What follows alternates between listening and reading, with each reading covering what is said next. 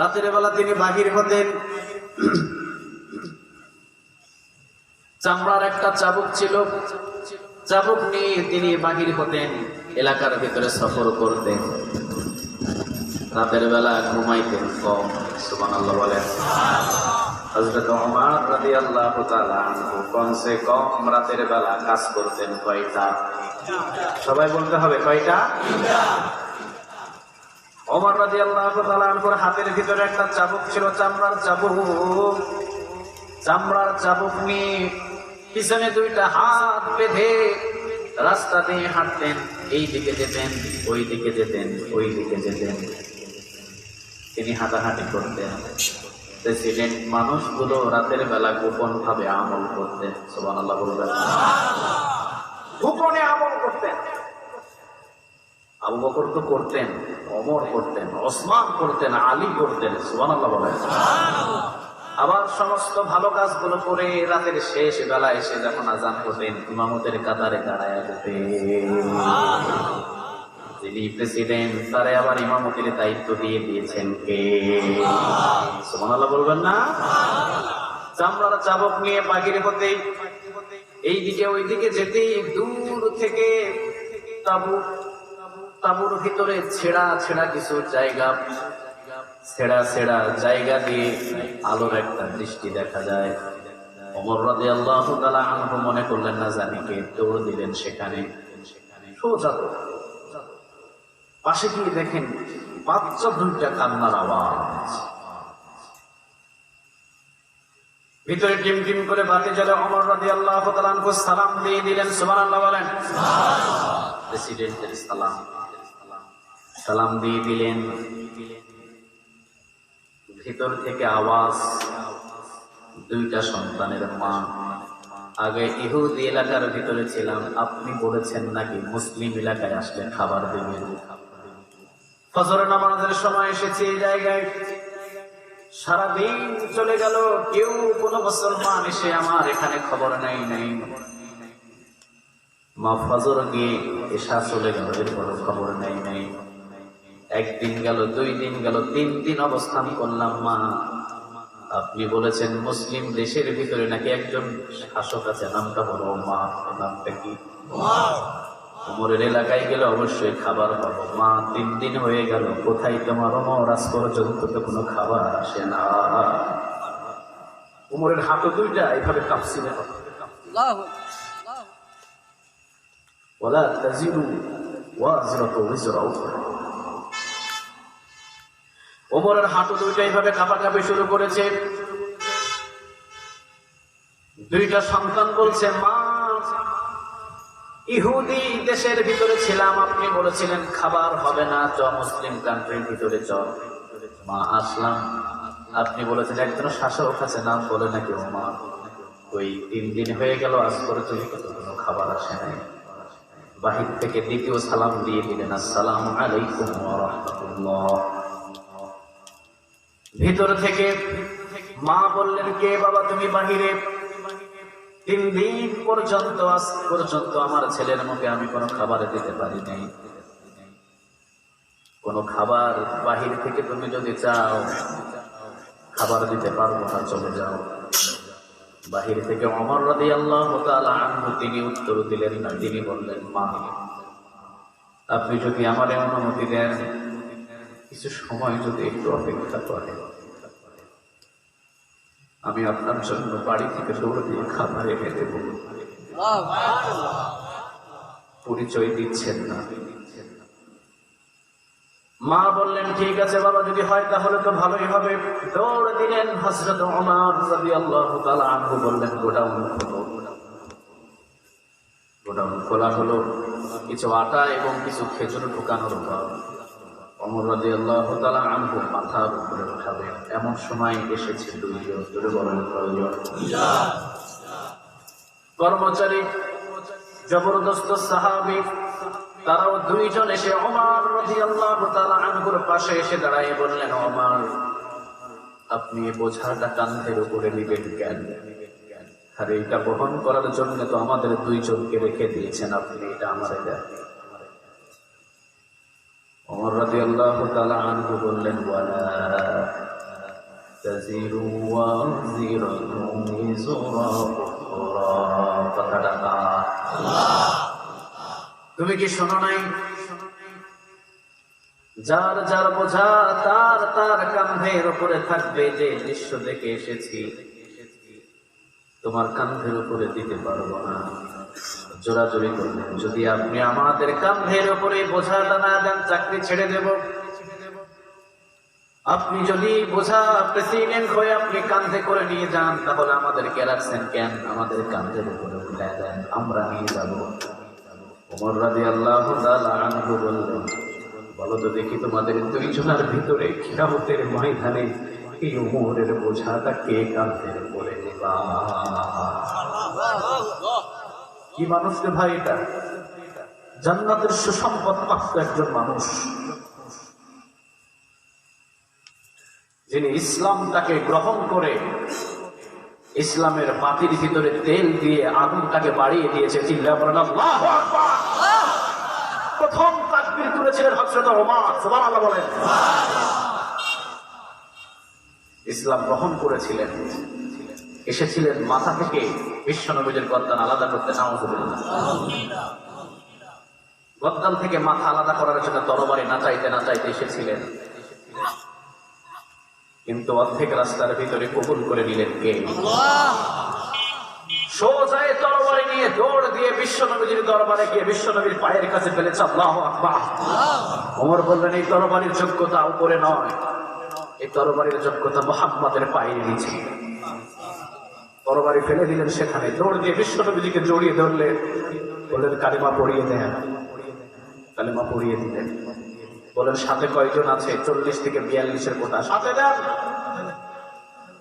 রাসূল বলেন, ওমর একটু শান্ত হও। শান্ত হব কেন আমি? আপনি মুহাম্মদ সত্য নবী নয়? বিশ্বনবী বলেন, জি। কোরআনটা কি সত্য কিতাব নয়? আল্লাহ কি সত্য রব নয়? বিশ্বনবী বলেন, জি।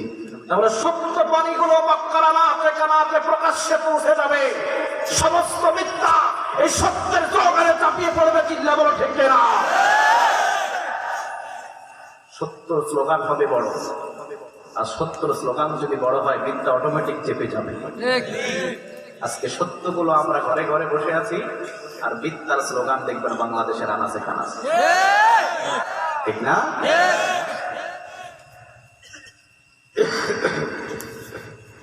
বিশ্বনবী বললেন, ওমর একটু শান্ত হয়েছিলেন। ওমর বললেন, না শান্ত হবো না। 20 জন করে 2টা লাইন করলেন। জোরে বলেন কয়টা? একটা লাইনে হযরত আমির হামজা রাদিয়াল্লাহু তাআলা আনহুকে সামনে দিয়ে দিলেন। সুবহানাল্লাহ। কে সেই আমির হামজা? বিশ্বনবীর চাচা আবু জাহেল বিশ্বনবীর পাহাড়ের উপরে আঘাত করলেন। আমির হামজা শুনেও শুনে নাই, কারণ বিশ্বনবীজি বলে নাই, ভাতিজা বলে নাই। হাজার মানুষে বলছিলাম, ভাতিজা বলে নাই, শুনেও শুনে নাই। দ্বিতীয় দিন মক্কার চত্বরে অনেক গন্ডগোল হলো, অপমান হলো। মুহাম্মদ বলে নাই, আমির হামজা শুনেও শুনে নাই। সুবহানাল্লাহ বলেন। তৃতীয় দিন বিশ্বনবীজি রাতের বেলা গেলেন আবু জাহেলের কাছে। যাওয়ার পরে বললেন, আবু জাহেল চাচা আমার কালেমা পড়ে নাও। লম্বা একটা চাদর ছিল, চাদরটা দিয়ে বিশ্বনবীজির মুখটা এবং গলাটা পেঁচিয়ে 2 দিক থেকে টান দিল। 2 দিক থেকে টান দেওয়ার সাথে সাথে বিশ্বনবীর গলার সব নিঃশ্বাস উপরে এবং নিচে কোনো দিকে যায় না। জিহ্বা বিশ্বনবীজির বাহিরে হয়ে গেলেন, সাথে সাথে পিঠ লেগে পড়ে গেলেন। আবু জাহেল বললেন, মুহাম্মদকে শেষ করে দিয়েছি। ঘটনাটা দেখলেন, চলে গেলেন। আজকে বিশ্বনবীজি বললেন, চাচা পরিস্থিতি এমন। দৌড় দিয়ে সে আমির হামজা আবু জাহেলের মাথায় পাড়ি দিয়ে কাটিয়ে দিয়ে বললেন, মুহাম্মদ প্রতিশোধ নিয়ে নিয়েছি। সুবহানাল্লাহ। বিশ্বনবীজি বললেন, না চাচা হবে না। আমারে আঘাত করলে আঘাতের পরিবর্তে যদি আপনি আরেকজনকে আঘাত করেন খুশি হব না, যদি কালেমা পড়েন খুশি হব। আমির হামজা বললেন, মুহাম্মদ আমার ভাতিজা, জীবনে কিছু চাও নাই, একটা জিনিস যখন চেয়েছো যাও, তোমার আল্লাহর গোলাম হয়ে গেলাম, তোমার নবী হিসাবে মেনে নিলাম, তুমি যে নেতৃত্ব দিবা চাচা হয়ে, আমির হামজা হয়ে, ওই নেতৃত্বের ভিতরে আমি থাকবো। আমির হামজারে দিয়ে দিলেন একজনের সামনে, 20 জনের সামনে আমির হামজা, আরেকজন 20 জনের সামনে মুহাম্মদ সাল্লাল্লাহু আলাইহি ওয়াসাল্লাম। 40 জনকে লাগায় দিয়া ওমর রাদিয়াল্লাহু তাআলা থেকে চলে গেছে। সামনে দৌড় দিয়ে আসলেন, তিনি বললেন, আমি আছি চতুর্দিকে, সুবহানাল্লাহ বলেন। ও নবী, আমি আছি চতুর্দিকে, 40 জনের দিকে যদি কেউ একটা আক্রমণ করতে আসে, ওমর রাদিয়াল্লাহু তাআলা আনহু মৌমাছির মতো তাকে করবে। হয় নাই, চলে। যেতে যেতে ওমর রাদিয়াল্লাহু তাআলা আনহু মক্কার চত্বরের ভিতরে, বুখারীতে এসেছে, মক্কার চত্বরের ভিতরে দৌড় দিয়ে ওমর রাদিয়াল্লাহু তাআলা আনহু এসে বললেন, তাকবীর। তাকবীর বলার সাথে সাথে আল্লাহু আকবার স্লোগান উঠলো। সবাই বলল, কি রে, মক্কার ভিতরে স্লোগান দেয়, দৌড় দিয়ে এসেছে মক্কার কাফের। কাফের গুলো এসে দেখে সর্বনাশ। কাবার সাথে চালান দিয়ে তরবারি হাতের উপরে নিয়ে দাঁড়িয়ে আছে হযরত ওমর। নেতাগুলো দাঁড়িয়ে আছে, নেতাগুলো দাঁড়িয়ে কি বলছে, সর্বনাশ, সামনে আগানো যাবে না, আগানো যাবে না। ওমর নেতাদেরকে ইঙ্গিত করে বললেন, আইও, আসো, তবে আসতে হলে দিদির কাছ থেকে বিদায় নিয়ে আসো, ফিরে যাওয়ার সুযোগ নাই। ছেলেদের কাছ থেকে বিদায় নিয়ে আসো, ফিরে যাওয়ার সুযোগ নাই। পরিবার পরিজনদের থেকে বিদায় নিয়ে আসো। এই ওমর যেমন তেমন ওমর নয়, ওমরের তরবারির ভিতরে করবি তো চিন্তা থাকবি না। আল্লাহু আকবার। সেই ওমর, বিশ্বনবীজি বলেন, আমার ওমর এমন ওমর যে রাস্তা দিয়ে যাইতেন 40 দিন ভয়ে শয়তান যাইত না। বিশ্বনবীজি শেষ পর্যায়ে, একবারে শেষ পর্যায়ে বিদায় হজের পর বিশ্বনবীজি বললেন, লা কানা নাবিয়্যুম মিন বাদি লা কানা উমর, আমার পরে আল্লাহ রাব্বুল আলামিন কোন নবী কোন রাসূল দুনিয়াতে দিবেন না, যদি দিবেন ওমরে আমার আল্লাহ নবী বানাইয়া দিবেন। সুবহানাল্লাহ। এই ওমর রাদিয়াল্লাহু তাআলা আনহু বললেন, আসো, কিয়ামতের ময়দানে কে আমার গুনার বোঝাগুলো কাঁধের উপরে নিবা, যে নেবা আজকের বোঝা তার কাঁধের উপরে তুলে দেব। এখন কেউ কথা বলে না। সুবহানাল্লাহ। ওমর রাদিয়াল্লাহু তাআলা আনহু দৌড় দিয়ে মাথার উপরে নিয়ে মারছে দৌড়। কোন দিকে তাকাই নাই, সোজা একদম তাবুর কাছে গিয়ে সালাম দিয়ে বলছেন, মা, যদি অনুমতি দেন ভিতরে আসতে পারি? আসো। ওমর রাদিয়াল্লাহু তাআলা আনহু বলছেন, মা, আপনি আটাগুলো নিয়ে রুটির খামিরটা করে ফেলেন, আর আপনার যে আগুনটা নিভে গেছে, আগুনটায় ওমর একটু ফু দিয়া জ্বালায় দিই। লম্বা হাদিস এবং বর্ণনা।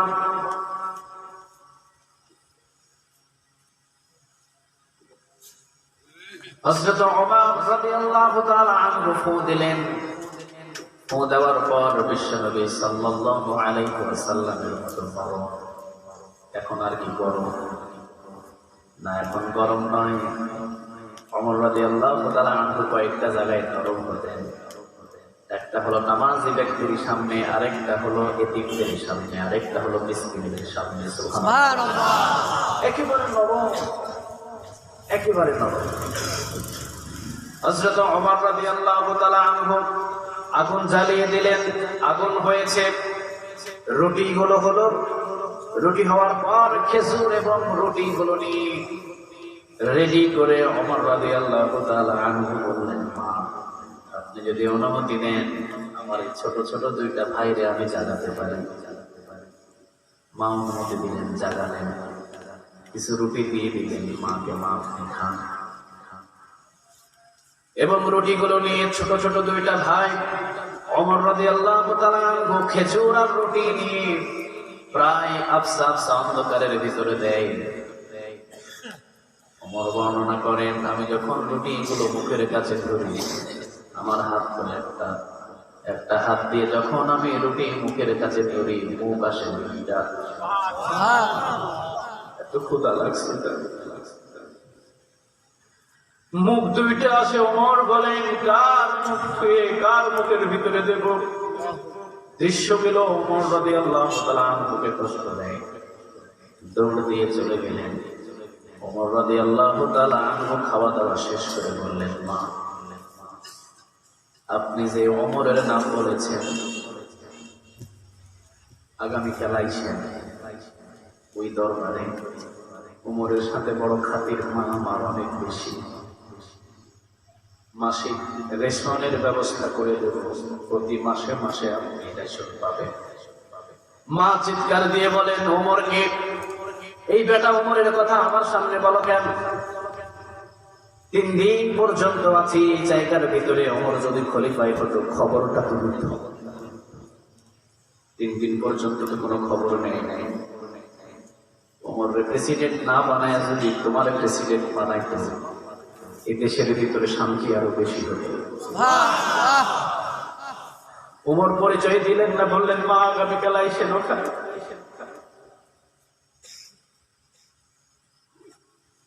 সকালবেলা দুইটা সন্তানকে হাতের ভিতরে ধরে মা রওনা দিয়েছে মদিনার মসজিদে নববীর পাশে গিয়ে একজনকে জিজ্ঞাসা করছেন, ওমরের সাথে বড় খাতির আছে এমন মানুষ কোথায়? সবচাইতে ওমরের কাছের মানুষ, বড় খাতিরের মানুষ, বড় বন্ধু মানুষ, মানুষটা কই? সাহাবী বললেন, সবাই তো মসজিদে নববীর ভিতরে বসা। বিশ্বনবীর মসজিদে নববী এমন মসজিদের নববী, ওয়ালের এই পাশে থেকে ওই পাশে দেখা যায়। সুবহানাল্লাহ বলেন। খেজুর পাতার ছাউনির মসজিদ, যদিও মুসল্লি গুলো দাঁড়াতেন সেজদা দিলে কপালের ভিতরে বালু লেগে যেত।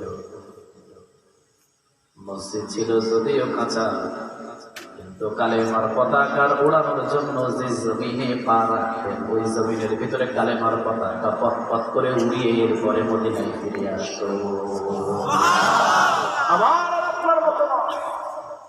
আমার আপনার মতো না। সেজদা দিলে কপালে ভালো লাগে। এই মুসল্লিদেরকে নিয়ে বিশ্বনবী যে ময়দানে ঝাঁপিয়ে পড়তেন, কালেমার পতাকা গেড়ে পথ পথ করে উড়িয়ে এরপরে ফিরে আসতেন। সুবহানাল্লাহ। আমরা মসজিদে লাগাইছি এসি, রমজানে হাফেজ সাহেব একটু লম্বা কেরাত ধরলে প্রায় ভালো লাগে না, চেঞ্জ করে ফেলে, ঠিক না?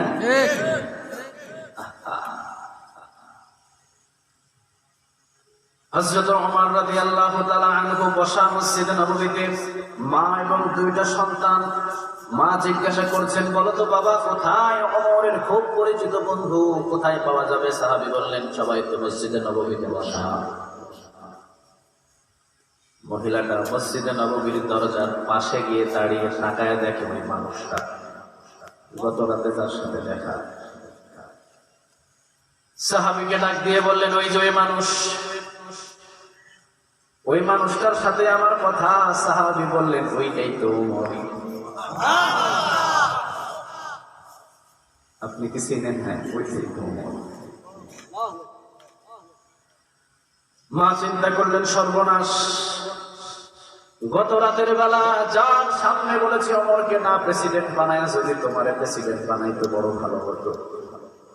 আজকে যদি আমারে দেখে আমার অবস্থা খারাপ করে ফেলবে। দুইটা সন্তানের হাত ধরে মারছে একটা দৌড়। ওমর রাদিয়াল্লাহু তাআলা আনহু কথা বলতে বলতে চোখের ভিতরে পড়েছে ওমর সমস্ত সাথীদেরকে রেখে এই জায়গার ভিতরে হযরত আলী রাদিয়াল্লাহু তাআলা আনহু বসা। সুবহানাল্লাহ। বিশ্বনবীর জামাত আরেকজন হযরত ওসমান রাদিয়াল্লাহু তাআলা আনহু বসা। কয়েকজন সাহাবী ওমর রাদিয়াল্লাহু তাআলা আনহুর সামনে বসা। ওমর রাদিয়াল্লাহু তাআলা আনহু 1 সেকেন্ডও দেরি করলেন না। মহিলা দৌড় মারার সাথে সাথে পরামর্শ থেকে সোজা দাঁড়িয়ে ওমর মারলেন। সুবহানাল্লাহ। একটু পরে বলছি। রাদিয়াল্লাহু তাআলা আনহু দৌড় দিয়ে মহিলার সামনে এইভাবে দুই হাত বাড়িয়ে দিয়ে বলছেন, মা আপনি কোথায় যান? মা নিচের দিকে তাকিয়ে আছে। ওমর বলছেন, মা মাথাটা তুলেই। মা বলছে, বাবা গত রাতে তোমার না চিনতে পারায় আমি বড় ভুল করে ফেলেছি। ওমর বলছেন, মা মাফছে, কিয়ামতের ময়দানে আমার বোঝা তার ওজন বেশি করিয়েন না। মা আপনি আমার কাছে মাপ চেয়ে কিয়ামতের ময়দানে আমার বোঝার ওজন আপনি বেশি করিয়েন না। মা আমারে মাফ করে দেন, আমি যে সময় মতো আপনার কাছে খাবারটুকু পৌঁছাতে পারি নাই মা, এই জন্য আপনি আমারে কিয়ামতের ময়দানে আপনার কাছে আহাজারি জানাইয়েন না।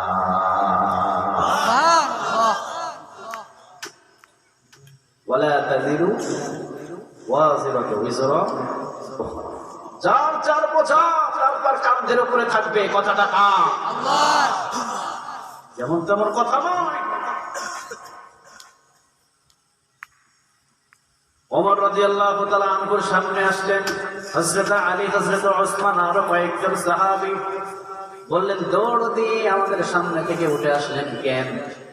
ওমর রাদিয়াল্লাহু তাআলা আনহু বললেন, আপনাদের সাথে তো পরামর্শ করেই করতে পারবো, আমি যদি মায়ের কাছ থেকে মাপ না নেওয়ার আগেই যদি দুনিয়া থেকে বিদায় হয়ে যায়, কিয়ামতের ময়দানে ওমরকে চিনার আর কারো সুযোগ থাকবে না। সেই দিন আমার কেউ চিনবে না। সেদিনে ওমরের চিন্তা, ওমর কি করতে হবে। এই জন্য ওমর রাদিয়াল্লাহু তাআলা আনহুর সামনে যখনই আয়াতটা তেলাওয়াত হতো, ওয়ালা তাজিরু ওয়াজিরাতুন উযরা উখরা, কথাটা আল্লাহ, আর রাসূল বলেন কথাটা আল্লাহ। কারণ কাঁধের উপরে যেই বোঝাগুলো থাকবে, বোঝাগুলো আমার বাবা নেবে না, আমার মা নেবে না, আমার ছেলে মেয়ে আত্মীয় স্বজন কেউ নেবে না। আমার কাঁধের উপরে যে বোঝা আছে, আমার কাঁধের উপরে আমার কাঁধের বোঝাগুলো চাপিয়ে দেবেন কে? আপনি চুরি করছেন আরেকজনকে চাপাইয়া দিবেন এমন সিস্টেম আছে? আপনি ডাকাতি করছেন আরেকজনকে চাপাইয়া দিবেন এমন সিস্টেম আছে? হযরত আবু বকর সিদ্দিক রাদিয়াল্লাহু তাআলা আনহু যখন এই আয়াতটা পড়তেন তখনই কাঁদতেন। সুবহানাল্লাহ বলবেন।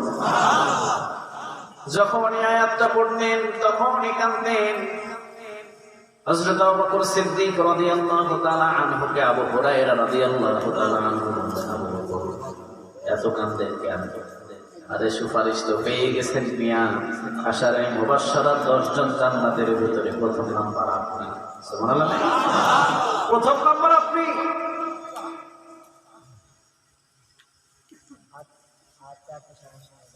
সাথে সাথে হযরত আবু বকর সিদ্দিক রাদিয়াল্লাহু তাআলা আনহু বললেন, শোনো আবু হুরায়রা, তুমি যে কথাটা বলেছো অনেকটা বাস্তব কথা, তবে হ্যাঁ, যেই মালিক আমাকে জান্নাতের সুসংবাদ দিয়েছে, ওই মালিক যদি জাহান্নামের সুসংবাদ দেয়, জান্নাতে নিয়ে যাওয়ার ক্ষমতা তার নাই। ঠিক না? কান্নার কান্না।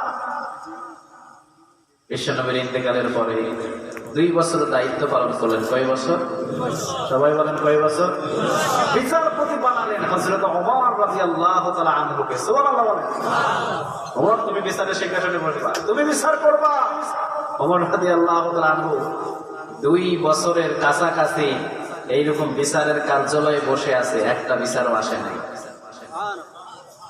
সুবহানাল্লাহ, বাড়িতে গিয়ে বলে কয় বছর? সবাই বলেন কয় বছর? 2 বছর পর্যন্ত এইভাবে প্রতিদিন বসে থাকে, একটা বিচারও আসে নাই। সকালেও নাই, দুপুরেও নাই, রাতেও নাই। 2 বছর পর্যন্ত একটা বিচার নাই। সাথে সাথে ওমর রাদিয়াল্লাহু তাআলা আনহু আবু বকরের কথা, আপনি প্রেসিডেন্ট মানুষ, দায়িত্বটা চেঞ্জ করে দেন। কারণ যে জমিনের ভিতরে 30 পারা কোরআনের আইন থাকে, ওই জমিনের ভিতরে বিচারপতি থাকার কোন প্রয়োজন নাই। যে জমিনে পার্লামেন্ট পর্যন্ত কোরআন দিয়ে চলে, ওই জমিনের ভিতরে বিচারপতি বসায় লাভ নাই। আল্লাহু আকবার। কারণ যেই কোরআন পড়ে সে চুরি করতে পারে না, যেই কোরআনের পথে থাকে সে ডাকাতি করতে পারে না, সে মিথ্যা কথা বলতে পারে না, সে অন্যায় ভাবে মানুষের পিছনে গীবত করতে পারে না। চিল্লা বলো ঠিক কিনা? জান্নাতের সোজা রাস্তাটাই হলো 30 পারা কোরআন। কিতাবুন আনজালনাহু ইলাইকা লিতুখরিজান নাসা মিনাল যুলুমাতি ইলান নূর। অন্ধকার থেকে মানুষদেরকে আলোর দিকে, অর্থাৎ জান্নাতের দিকে নিয়ে যেতে পারে কেউ কিতাব? বলেন তো দেখি, সবাই বলেন। ওমর রাদিয়াল্লাহু তাআলা আনহু আপত্তি জানালেন। হযরত আবু বকর সিদ্দিক রাদিয়াল্লাহু তাআলা আনহু বললেন, ওমর বিচার আসে না কেন? ওমর রাদিয়াল্লাহু তাআলা আনহু বললেন, যে কোরআন ঘরে ঘরে তালিম চলে, কোরআনের আইন ঘরে ঘরে চলে, ওই জমিনের ভিতরে 2 বছর কেন 2000 পর্যন্ত যদি বছরও থাকে, এরপরেও বিচারপতির প্রয়োজন হবে না। ওমর রাদিয়াল্লাহু তাআলা আনহুর কাছে একটা চাপ দিয়ে দিলেন, ওমর ধরো এটা পড়ো। এই জায়গার ভিতরে বিধবাদের লিস্ট আছে। কি আছে বলেন? বিধবাদের লিস্ট, গরিবদের লিস্ট। সময় মতো এদের কাছে খাবার তুমি পৌঁছে দিবা, আবার সময় মতো এদের খবরটা তুমি নিবা। সুবহানাল্লাহ বলেন। দায়িত্ব দিলেন কয়টা? ওমর যাও, এই লিস্টের ভিতরে তোমার কাছে লিস্ট দিয়েছি, গরিবদেরকে খাবার তুমি সময় মতো পৌঁছে দিবা, আবার তোমাকে লিস্ট দিয়ে দিলাম, সময় মতো তাদের কাজের সহযোগিতা করে দিবা। ওমর দেখলেন পাশে, মদিনার একদম পাশে বৃদ্ধ একজন মহিলা, বৃদ্ধ মহিলার ঘরের কাজ করে দেওয়ার জন্য খুব প্রয়োজন। লিস্টের ভিতরে দেখলেন। ওমর রাদিয়াল্লাহু তাআলা আনহু ইশরাকের সালাত আদায় করে রওনা দিলেন। দৌড় দিয়ে রওনা দেওয়ার পর দেখেন মাকে ডাক দিয়ে বললেন, মা ঘরের কাজটা আছে কি? আপনি হলেন এই এলাকার গরিব মানুষ, আপনার স্বামীও নাই, দ্বিতীয় নম্বর হলো ব্যস্ত মানুষ, ঘরের যে কাজ আছে ওমরের চাটের ভিতরে লেখা, মা আমাকে করতে হবে, আপনি বলেন। মহিলাটা বলল, বাবা ঘরের কাজ তো কিছুক্ষণ আগে করে দিয়ে একজন চলে গেছে। ওমর রাদিয়াল্লাহু তাআলা আমাকে বলেন, কি বলেন মা? ঘরের কাজ আবার কে করলো? চাট তো আমার কাছে, কে করেছে ঘরের কাজ? ঠিক আছে মা, আগামীকাল ফজরের নামাজ আদায় করে এরপরে এসে মাকে বলছে, মা আজকে বলেন। মা বলছে, বাবা আজকেও তো আমার ঘরের কাজ কিছুক্ষণ আগে ওই মানুষটা করে দিয়ে চলে গেছে। দ্বিতীয় দিন ওমর রাদিয়াল্লাহু তাআলা আনহু একবারে তাহাজ্জুদ নামাজ পড়ে এসেছে, আসার পরে বলছেন, মা আজকে উঠেন, আপনার ঘরের কাজগুলো আমি করে দিই, আমার এই দায়িত্বটা আমি পালন করি। মা বলছে, বাবা কিছুক্ষণ পূর্বেই তো আমার ঘরের কাজগুলো করে দিয়ে মাত্র বিদায় হয়েছে। ইশরাক পড়ে আসলাম, ফজর পড়ে আসলাম, তাহাজ্জুদ পড়ে আসলাম, কোনো চান্স নাই। তাহলে নিশ্চয় এটা কোনো জিন হবে। কি হবে? সবাই বলে কি হবে? জিন হবে। ওমর রাদিয়াল্লাহু তাআলা আনহু বললেন, আজকে সারা রাত পাহারা দেব। ওমর রাদিয়াল্লাহু তাআলা আনহু সারা রাত খেজুর বাগানে দাঁড়িয়ে আছেন। ঠিক যখন রাতের গভীর হয়েছে, খালি পায়ে, কোন পায়ে? খালি গায়ে না, খালি পায়ে, পায়ে পায়ে জুতা নাই, খালি পা, খালি পায়ে পা গুলো টিপে টিপে 1 পা 2 পা করে আসে, কোনো আওয়াজ নাই, কোনো কিছু নাই। হযরত ওমর রাদিয়াল্লাহু তাআলা পিছন থেকে শক্ত করে জড়িয়ে ধরলেন। জড়িয়ে ধরার পর বললেন, আপনি কে? পরিচয়টা দেন। কোন পরিচয় দেয় না। ওমর বললেন, 3 দিন আসলাম, এই ঘরের কাজ করার দায়িত্ব তো আমার, লিখিবদ্ধ আছে আমার কাছে। আবু বকর সিদ্দিক রাদিয়াল্লাহু তাআলা আনহু প্রেসিডেন্ট আমাকে এই দায়িত্ব দিয়েছেন, কিন্তু আপনি কে? সামনে গিয়ে রুমালটা সরায় দেখেন, ইনি কেউ নয়, ইনি হলেন প্রেসিডেন্ট হযরত আবু বকর সিদ্দিক রাদিয়াল্লাহু তাআলা।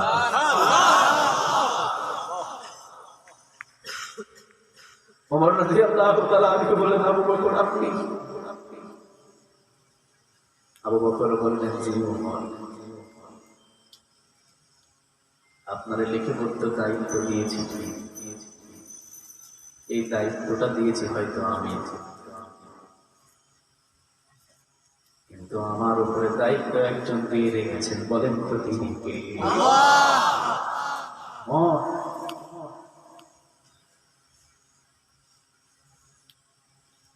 কিয়ামতের আমি খুব ভয় করি। হযরত আবু বকর সিদ্দিক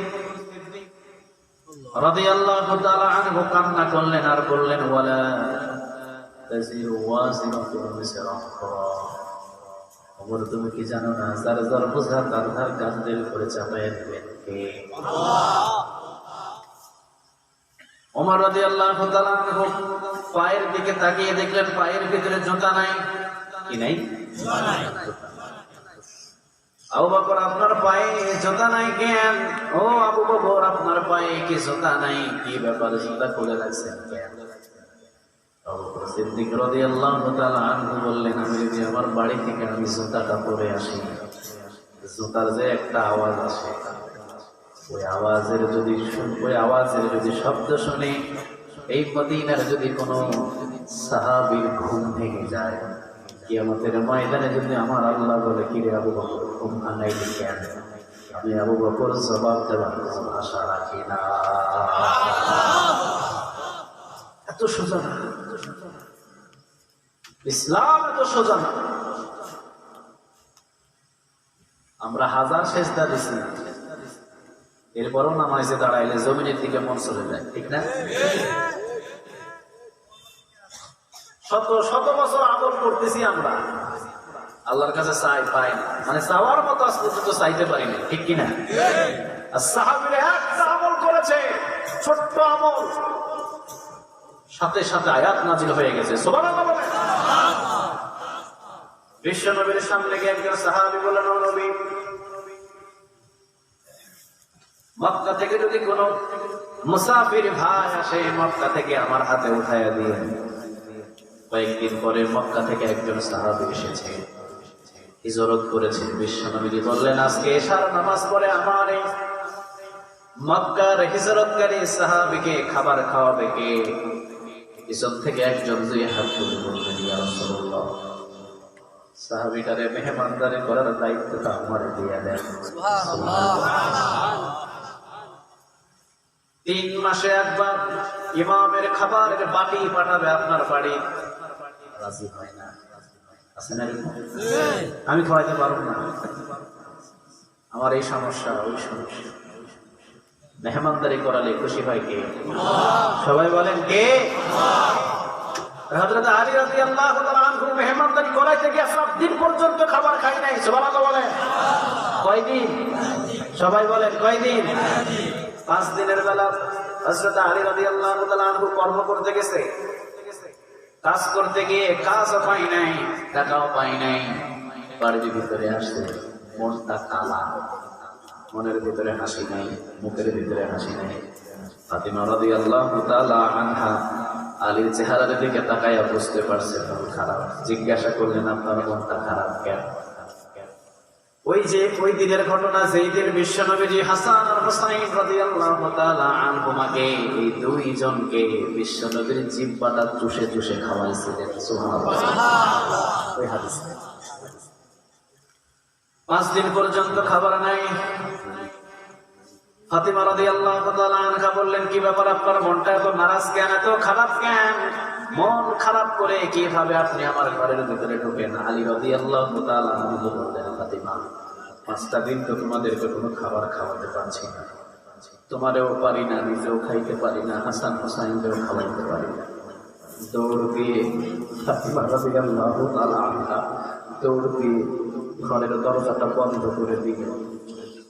দরজার ভিতরে ঢোকানো শুরু করেছে। ও ফাতিমা, দরজা লাগাইলা কেন? দরজাটা খোলো। ফাতিমা রাদিয়াল্লাহু তাআলা আনহা বললেন, আপনার মুখের ভিতরে যতক্ষণ পর্যন্ত হাসি না ফুটবে ততক্ষণ পর্যন্ত আমি ফাতিমা দরজা খুলব না। আগে আপনি হাসতে হবে। আপনি মন খারাপ করলেন কেন? ইন্নাল্লাহা মা'আস সাবিরিন, আপনি সবর করেন। ইন্নাল্লাহা মা'আশ শাকিরিন, পাইলে শুকর করবেন, না পাইলে সবর করবেন। আপনি হাসেন, না হাসলে আমি দরজা খুলব না। আলী রাদিয়াল্লাহু তাআলা হেসে দিলেন। দরজা খুললেন, বিশ্বনবীজি এসে ফাতিমার কাঁধের উপরে হাত দিয়ে বললেন, মা, তোর মতো যত মেয়ে দুনিয়াতে জন্ম নেবে সবার জন্য আমি বিশ্বনবীজির সুপারিশ কাজে আসবে। আমি রাসূল সুপারিশ করবো কিয়ামতের ময়দানে, তোর সাথে যাদের জীবনটা মিলে যাবে। সুবহানাল্লাহ বলেন। মেহমানদারি তো সোজা না। বিশ্বনবীজি বললেন, মক্কা থেকে আমার এই সাহাবী এসেছে, কে মেহমানদারি করাবে? সাথে সাথে পিছন থেকে একজন সাহাবী দুই হাত তুললেন, ইয়া রাসূলুল্লাহ আমাদের দিয়ে দেন। দৌড় দিয়ে বিশ্বনবীজি বললেন, ঠিক আছে যাও, নিয়ে যাও। সাহাবী নিয়ে আসলেন, ঘরের ভিতরে বসতে দিলেন। নিজের বিবিকে বললেন, বিবি, ঘরের ভিতরে কি রান্না হয়েছে বলো তো দেখি। বিবি বলছেন, ঘরের ভিতরে মাত্র 2 থেকে 3টা বা 4টা রুটি হবে, সন্তান 2 জনের জন্য হবে, আমাদের জন্য হবে না। সাহাবী বললেন, মেহমান তো নিয়ে এসছে ঘরের বাইরে। বিবি কত বড় তাকওয়া। বিবি বলছে, তাহলে ছেলেদেরকে ঘুম পাড়াইয়া দিই। সুবহানাল্লাহ বলেন। ঘুম পাড়াইয়া দিই। সাহাবী বললেন অবশ্যই। ঘুম পাড়িয়ে দিলেন। 2 জন শিশুকে ঘুম পাড়ানোর পর সাহাবী আসলেন।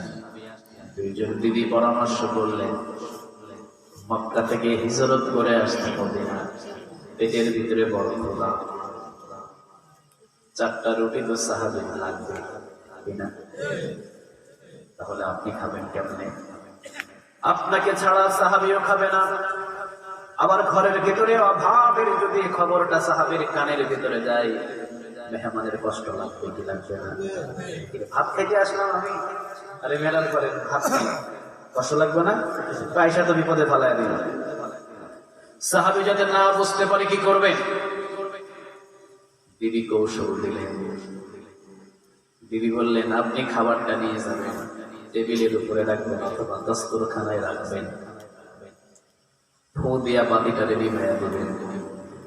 অন্ধকারের ভিতরে আপনি শুধু জিহ্বাটা নাড়াবেন আর ওই সাহাবীরে বলবেন, আপনি খান, আমিও খাইতেছি। সুবহানাল্লাহ। আপনি জিহ্বা নাড়া দেবেন, সাহাবী মনে করবে আপনি খাইতেছেন।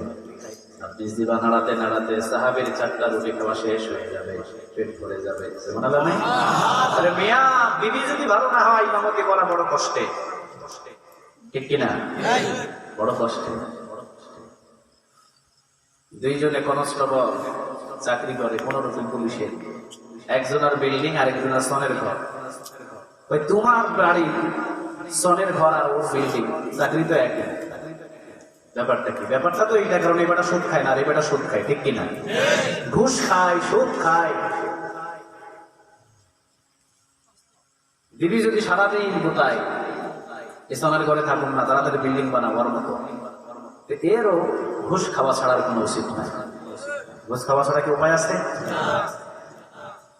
বিবি বললেন, ঠিক আছে যান। আপনি দৌড় দিয়ে তাড়াতাড়ি আসলেন, খাবার নিয়ে আসলেন। খাবার দস্তরখানায় রাখার পর ফোন দিয়ে নিভিয়ে দিলেন। সাহাবী বললেন, খাও। মুসাফির সাহাবী বললেন, আপনি আগে খান। জিহ্বাটা নাড়ায় বললেন, আমি খেতেছি, আপনি খান।